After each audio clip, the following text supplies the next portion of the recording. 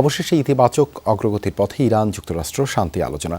ওয়াশিংটনের পাঠানো শেষ খসড়া প্রস্তাব পর্যালোচনা করার কথা নিশ্চিত করেছে তেহরান।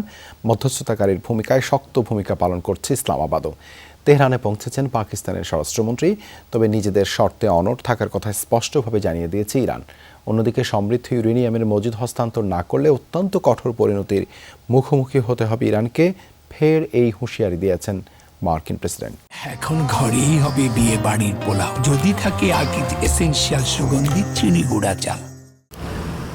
চলছে ওয়াশিংটন তেহরান শান্তি আলোচনার তোড়জোড়। আনুষ্ঠানিক চুক্তির রূপরেখা তৈরিতে দুপক্ষের মাঝে চলমান বার্তা ও খসড়া প্রস্তাব বিনিময়। মধ্যস্থতাকারীর ভূমিকায় দৃঢ় অবস্থানে ইসলামাবাদও।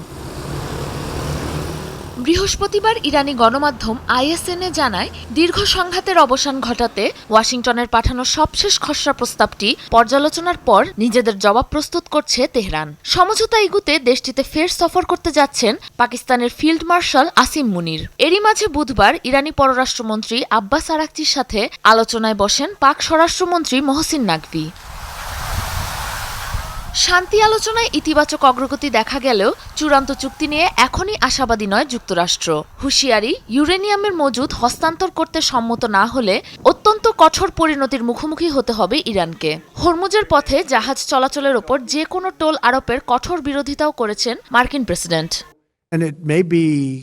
কোনোভাবেই সমৃদ্ধ ইউরেনিয়াম নিজেদের দখলে রাখতে পারবে না ইরান। আমরা এটি উদ্ধার করে নিজেদের নিয়ন্ত্রণে নিয়ে নেবই। উদ্ধারের পর সম্ভবত এটি ধ্বংস করে ফেলা হবে। আমাদের যদিও এটা প্রয়োজন নেই, আমরা চাইও না, তবে কোনোভাবে এই ইউরেনিয়াম আমরা ইরানের কাছে রাখতে দেব না। হরমুজ প্রণালীও উন্মুক্ত দেখতে চাই। এটি একটি আন্তর্জাতিক জলপথ, কোনোভাবেই এই পথে শুল্ক আদায় চলবে না।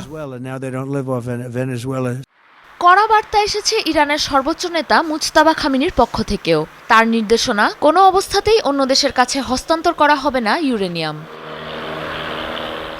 অনলাইন ট্র্যাকিং ওয়েবসাইট ট্যাঙ্কার ট্র্যাকার্সের তথ্য অনুযায়ী ওমান উপকূলের কাছাকাছি ইরানের একাধিক জাহাজ চলাচলে বাধা দিয়েছে মার্কিন সেন্টকম। অন্যদিকে ইরানের রাষ্ট্রীয় সংবাদ সংস্থা ইরনা জানিয়েছে, গেল 24 ঘন্টায় হরমুজ অতিক্রম করেছে আইআরজিসির অন্তত 31টি জাহাজ। সাবরিনা নুসরাত, যমুনা নিউজ।